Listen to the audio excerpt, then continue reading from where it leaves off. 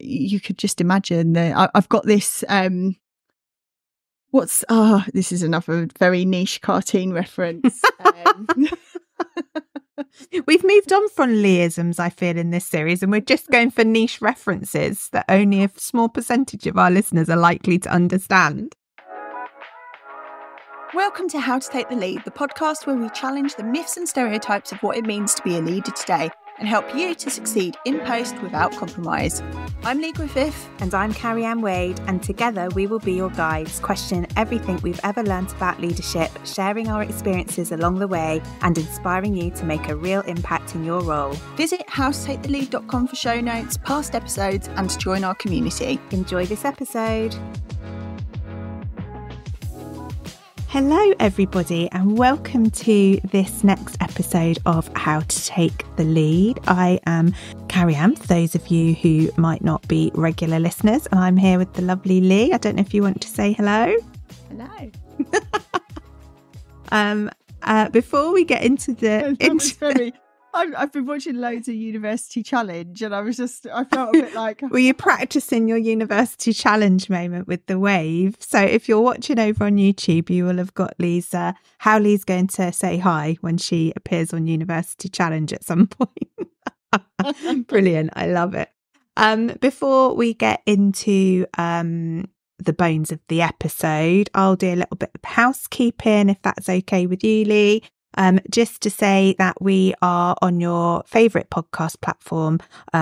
We drop in every Thursday with a new episode. You can get all of the links for that over at howtotakethelead.com, where you can also find out more about catching up with us on the socials. We are on Instagram, and you can also sign up to our Substack community, where for episodes of the podcast in Series 4, we have also been publishing, I've called them companion articles, but I don't know if that's what they are. That sounds a bit old fashioned, but we've been publishing articles every week alongside the episode with a few more thoughts and some insight following on from our conversations. And if you are a paid subscriber over on Substack, you will also get some added extras, including prompts, helpful tips, additional resources.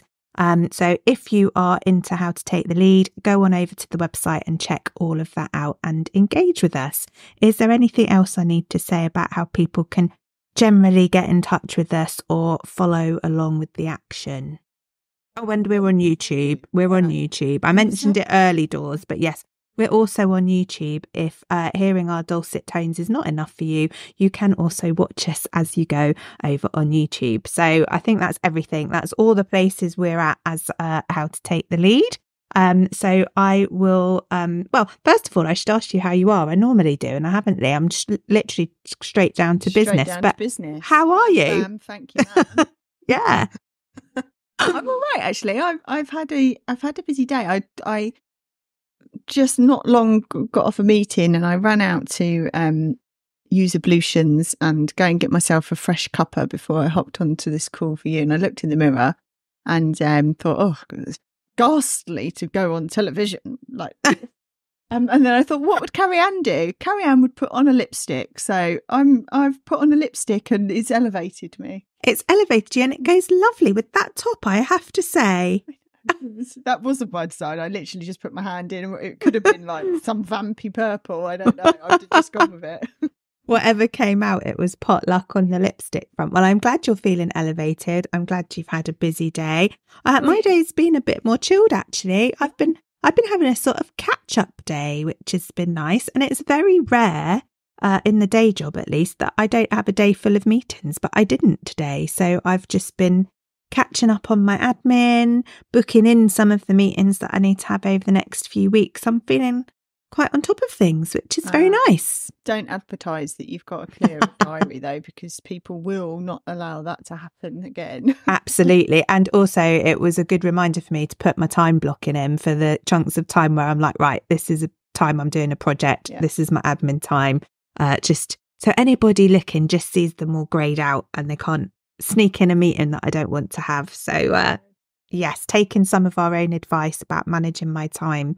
So yes, thank you for asking, Lee. So we will now get into the bones of this episode.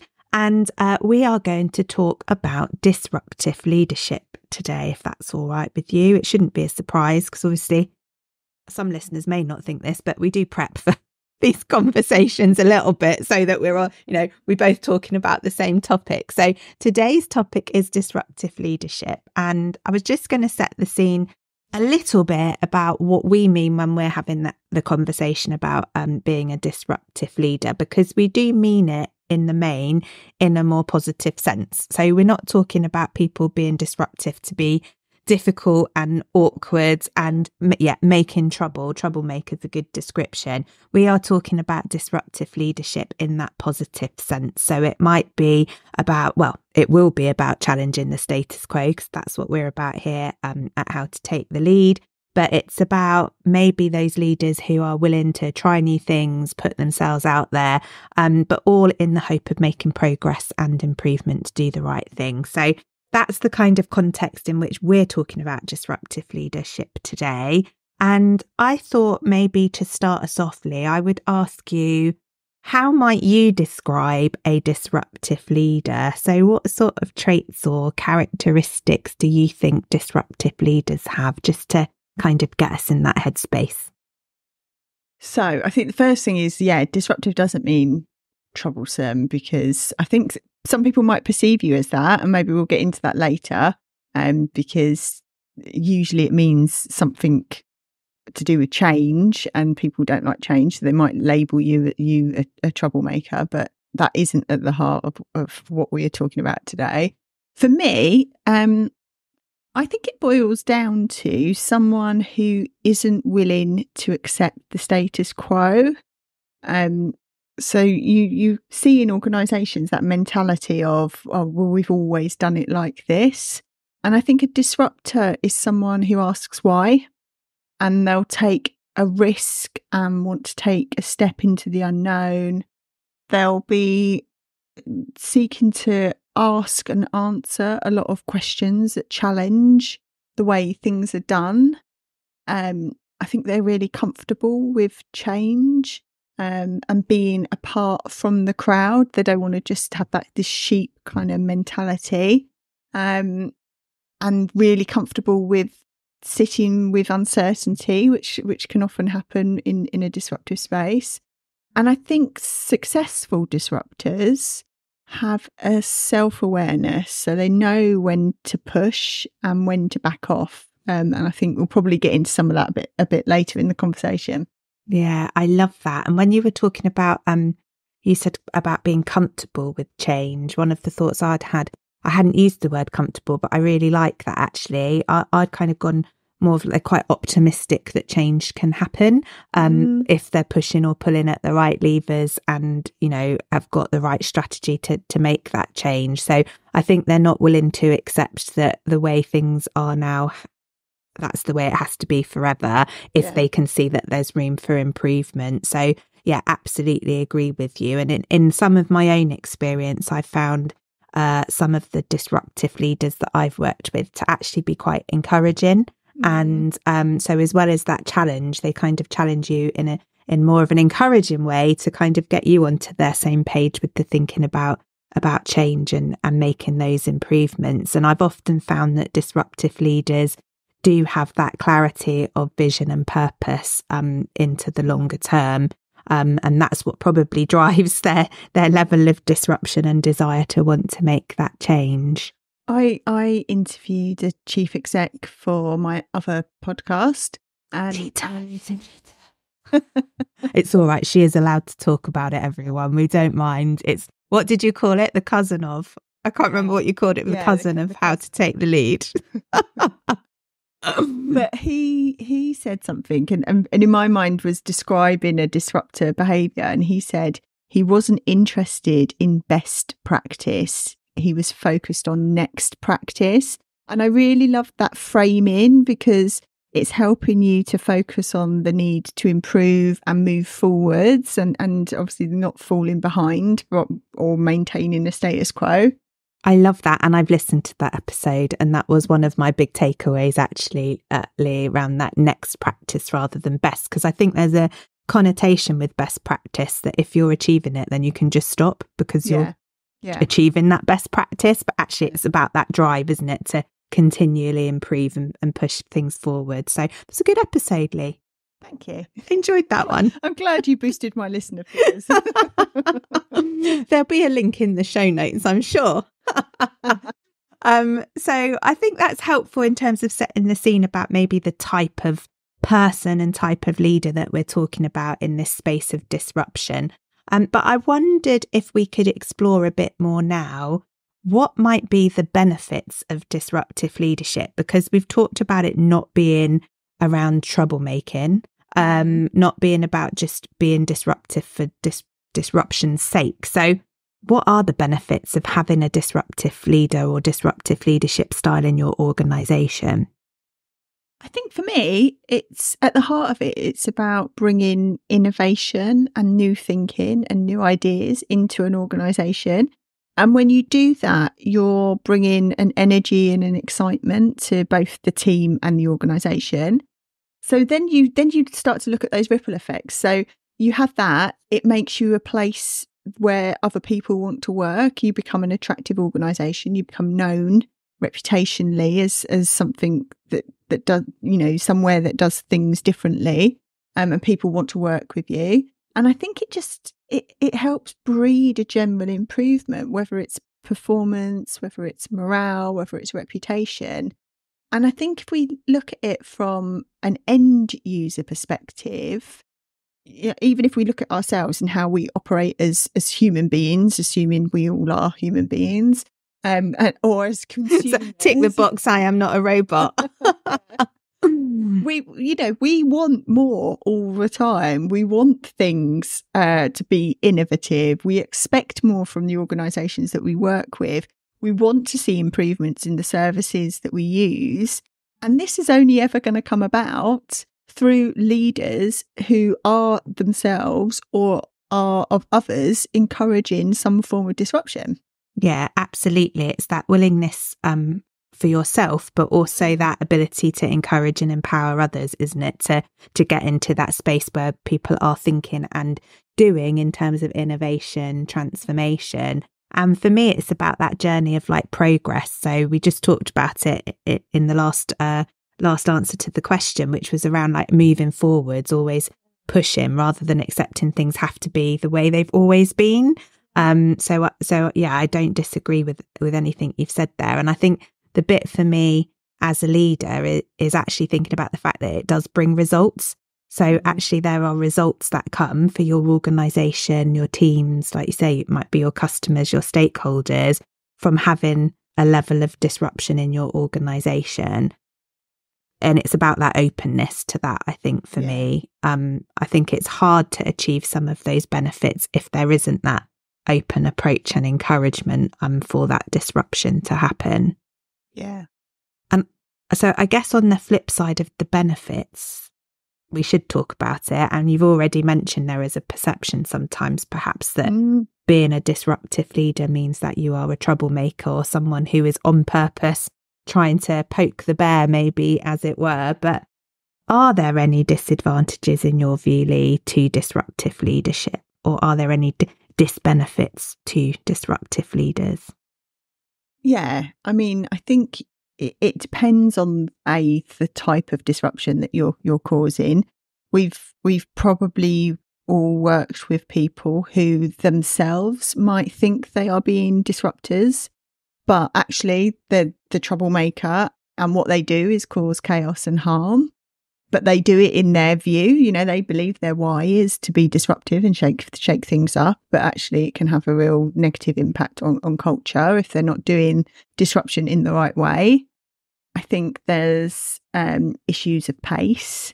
So some people move on really quickly to the next thing, and people can't keep up with, particularly the innovative people. Their mind might be whirring. They might be like, oh well, I've said this for implementation or execution, I'm moving on to the next thing. So that can be really hard for people to keep up with.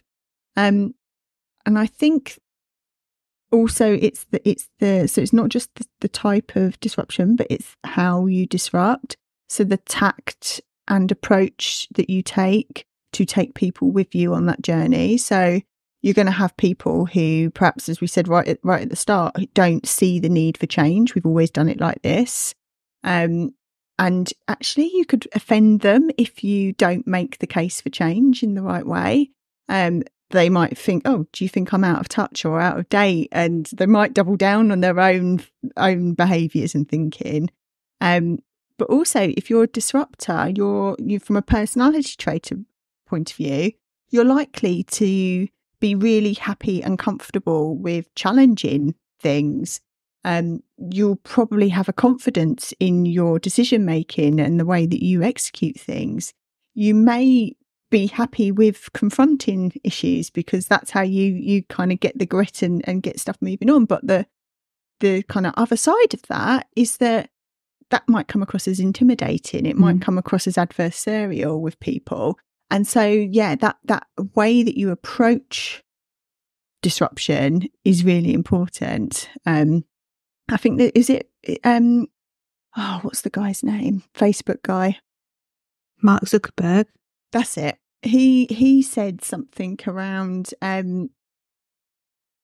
move fast and break things, and that was his mantra at Facebook. And yes, that can be a way that disruptors work, but you can imagine in your organisation where you perhaps aren't known for innovation, you might not be cutting edge, to have someone come in acting that way. You could just imagine that I've got this this is another very niche cartoon reference. We've moved on from Leisms, I feel, in this series, and we're just going for niche references that only a small percentage of our listeners are likely to understand. I'm not thinking of Wile E. Coyote. I'm thinking of the the Tasmanian devil. The Tasmanian devil that he like whirls around and causes chaos. Yeah. I forgot why that came into my head as I was talking, but anyway, that's the image I leave you with. And I think with that image in mind, I think you're right. Because some of what you've described is about the culture of the organisation, isn't it? And actually, if you're a disruptive leader going into an organisation that maybe hasn't had that kind of leadership before, it is going to take that time to take people on the journey with you, and actually being a lone disruptor and not building into your approach to disruption, that taking people on the journey, that engagement, that really trying to get the buy-in for the future state you're trying to create, will actually be really challenging, and you won't see those results that we've talked about that you can get as a benefit from that disruption. So I think that's really important to think about. And you've mentioned already the couple of things that were really in my head, I guess, around doing disruption the right way, which was that change piece, bringing people on the journey with you, because you have to start from the point that not everyone is going to be on the same page at the same time as you are. So actually, how do you get people to that point where everyone is feeling more comfortable, more able to accept that level of disruption, let alone then potentially empower them to do the disruption for themselves? And I think sometimes, and you mentioned this as well early on in what you were saying, Lee, that disruptive leaders maybe have that where in mind that is moving on to the next idea all the time. What's the next innovation?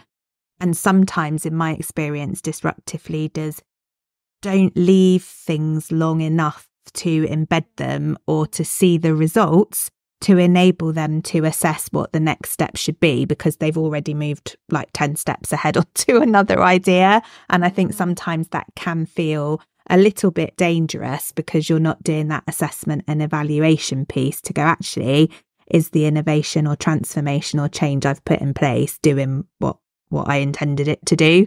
Because you've already kind of forgotten about it and moved on. So I think there is something there about that being a potential disadvantage if you don't have the insight as a disruptive leader to maybe do that evaluation and measurement piece, and just take a breath sometimes and pause, because that is okay. and also it's about knowing what are the wins you want to go for. Like, not every idea has to be executed, not everything needs to be actioned right here and now. you can sometimes create a false sense of urgency. And this frustrates me about organisations when they have to have a burning platform to get everything to change. And that's where we tend to fall down with change. If you actually look at the percentage of successful change programs in organisations, it's really low. It's like less than 30% of change is successful. And that's because, process, consideration, communication, all of that gets pushed by the wayside. Yeah, I don't disagree with you at all. So I guess as we're talking, some of what we're describing really does sound like personality type and sort of character traits of people to kind of be working in that way, because that is what comes naturally to them. So I was wondering if, there are people listening to this and they're thinking, oh my God, all of this is so anxiety inducing and it feels really scary to me because it's not the natural state in which I feel comfortable working. Can you develop a disruptive leadership style? And if so, kind of how do you go about doing that? Personally, I think you can, like with any bit of the leadership toolbox, toolkit, whatever you want to call it, that all of them, they're like muscles and skills that you just have to keep working on. And it might be a really, really tiny muscle. It might be, my glutes are killing me today because I did a massive workout. But like it can be. I had a lot of leg action yesterday, actually, so it really hurt when I came up the stairs today. So it's like that, but being conscious about what it is you worked on your legs yesterday, they hurt today, but you're going to carry on going for an exercise. Anyway, I'm taking that analogy a bit too far. But I think that behind it, there is a lot of mindset stuff that's at play. So you might not be comfortable with change or taking risks, for example. Maybe you need to work on trust and trusting your peers for them to be the disruptive ones. They're all types of things you might need to work on as a leader. That doesn't mean that you couldn't get there, but it goes back to that self-awareness piece and understanding of where you need to work. And it might just be you need to dip your toe in the water. When I learned to swim, I didn't go and jump it off the 50-meter diving board and just hoped it happened. So I had lessons. So maybe you don't, if you're not someone who wants to disrupt, don't turn the whole organisation upside down. Start small and build on that. You learn. This week my level of disruption was, I've been really thinking about time and how I use my time and the concept of time, and that we feel like we've never got enough time. And you know me, and anyone that listens to this knows me, that I love a Trello board. I love a Notion list. I plan everything. You are the most organised and planned person I genuinely know in my entire life. I've ripped up my to-do list this week. Are you all right? Are you all right? That's me being disruptive to myself. You love that. I love that. It's serving me. It's constraining you potentially from... I feel like this could be a whole spin-off episode, just exploring this with you, Lee. Or like, what's it like, the extra slice on the bake-off or whatever? It's like, I need to get into this at some point with Lee. Yeah, I was like, I can't do another year where I dick about with kind of different variations of tables and charts to try and manage my time, because there will never be enough time. And because also the time it takes you working out which is the best one of those for you to use is time you could have spent doing one of the things on your list. Exactly. So, that's majorly disruptive to me. It is. My way of working. So you can start small. It doesn't need to be. I'm sorry, listeners. Moment. I'm sorry, listeners. I am still astounded by this, because of all the people I thought was going to say they ripped up their to-do list, it was not going to be you, Lee Griffith. I'm loving it. I can't wait to see how this goes for you. Yeah. I'm just going to be free and easy and flying by the seat of my pants, but maybe a little stained because I'll be bricking it inside. I love that. Oh, what an image for you all, listeners. All sorry, that was, I don't know what. See, this is what happens when I take away structure. This disruption, I fear, may have gone too far too soon. You're like a different person. I forgot this is going to live on YouTube. Forever. I will try to get us back on track at some point, but I'm still in this moment. Sorry. Oh dear. I was going to say, you can start by starting small. You don't need to like turn the world, although I feel like for you, I've just done that. You've turned my world upside down. What's happened to Lee? I rely on you to be the organizer with the to-do list. So goodness knows what's going to happen for the future of how to take the lead.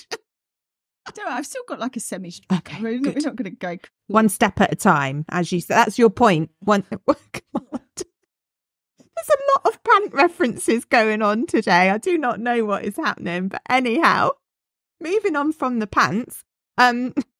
It's your point, isn't it? One step at a time. So you're not going totally out there with it. You've still got some semi-structure, which is making me feel better about everything. It could be as simple as I'm going to start questioning every assumption I've made this week or whatever, Yes. At the basis of stepping into creating a disruptive leadership approach for yourself is, what's the question I'm trying to answer in disrupting this thing? And there is a really good book that I put for our viewers. I don't know if you can see that. I love it. Disruptive Ideas with the R and the I in quite funky font. Leandro Herrero. Hopefully I've pronounced that right. But he walks through in that book some pretty like everyday stuff that you could disrupt at work. So it could be looking at your structures and the ways of working. It could be disrupting how you run your meetings. And he gets you in each chapter to imagine what different would look like for each scenario. And then you start to plot out, well, what will that mean in terms of how people would behave? What would that mean in terms of how they'd work? What's the impact of that going to be if they start behaving and working in that way? What steps would I need to take to get us there? And actually, in and of itself, is a really powerful coaching exercise. Like you're imagining your future self, and almost doing that exercise is helping you to test the level of discomfort and disruption that you might be happy with. I love that. And could I build on what you said Of there course. about the starting small, and you don't have to want to change the whole world in one foul swoop? Because I think there's something for me about if you don't feel as comfortable in that space, how you can get more comfortable there, around creating a better relationship with failure. Because some of what I've noticed when I work with people is that the reason they feel anxious about challenging something or thinking there might be a better or different way to do it is because they fear that the new way might fail. And so therefore they rather stick with where they are, because at least they know that and they can stay in the comfort of that, and they don't have to think about, well, what if the change I try to make doesn't work? So I definitely think there's something for me around that mindset shift, if you want to move into that disruptive space, around giving yourself and the other people that you work with that permission to not only try the new thing, but also to fail at it, because there's always going to be learning from that failure. So I don't want to go down that cliche of a failure is never a failure and all of that kind of stuff. But actually, if you do fail at something, there will be an opportunity to learn from that and see what could change and be different if you try something else the next time. So for me, I think that relationship with failure and that fear and anxiety about failing at something is sometimes the thing that holds people back from wanting to challenge the status quo or do things differently or disrupt. But that starting small and doing something that maybe initially only impacts you is the thing to do to try and get you into that mindset and change some of your behaviours. Yeah.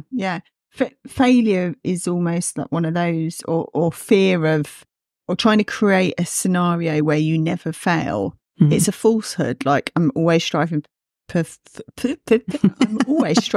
perfection. Easy for me to say. They're falsehoods that we seem to be kind of nurtured as we develop through our leadership career, but actually the most impactful leaders and the high performing teams embrace failure, embrace good enough, in this in striving for things to be better. Yeah, absolutely. So hopefully we've given people a flavour in that part of the discussion about the fact that you can try it out if this isn't the place that you feel most comfortable and confident in terms of being as a leader. So I guess, as we always do when we try to wrap up an episode, we try to give people a tip or something actionable that they can do. So I wondered, Lee, to kind of draw us to a bit of a close in the conversation, what would be your top tip for someone who wants to, I'm going to describe it as step into their disruption? If there's somebody who's like, yeah, this sounds like a bit of me, or I'm nervous about it, but I want to consider how I could be more disruptive as a leader, what tip or tips would you give to them? I would say just choose one area that you want to zhuzh up a little bit in some way. You want to kind of bring that disruption and ask yourself the question, what's the thing you want to be different, and what you might need to do differently to get there. And then you probably got to do a whole load of mindset work to get you to take the action. But start by asking the question. I love that. I think that's important, isn't it? Like, what's the purpose of the disruption or the change that you are trying to create? And having that clarity about that is what will help you to then work out what you need to do to get yourself or your team there. But I love that idea of just start small with something so that it doesn't feel too big and scary. Do you know, it could be as simple as tonight I'm going to brush my teeth with my toothbrush in my other hand, because that's going to really confuse my brain and I'm going to feel really uncomfortable doing that. But once I've done it, I might then want to try something else a bit different to how I've always done it. I mean, it couldn't get more straightforward than that, could it? So the challenge to the listeners who've listened to this episode, whatever day you listen to it, is next time you brush your teeth, do it with your toothbrush in the opposite hand. And do feedback to us on any of the ways you can get in contact. But that's gone for you. I think for me, it would just be about that giving yourself permission piece, giving yourself permission to do something differently, but giving yourself permission to learn from that. If it doesn't go the way you expect it to, that's okay. It's okay for it not to go right, whatever your perception of right might have been. And I know you've given a book recommendation or reference already, but I would also suggest that people who are really into this and want to kind of really get to grips with it, perhaps read Rebel Ideas by Matthew Syed, because I think that's a really good book to get you into that mindset and think about the sorts of behaviours that you might need to demonstrate to help others to think about disruption and change as well. So that would definitely be my tip. Good case studies in that book as well of people that have done things in a different way that might even just be food for thought. Absolutely. Yes, food for thought's right. That's not eliism. That was perfect.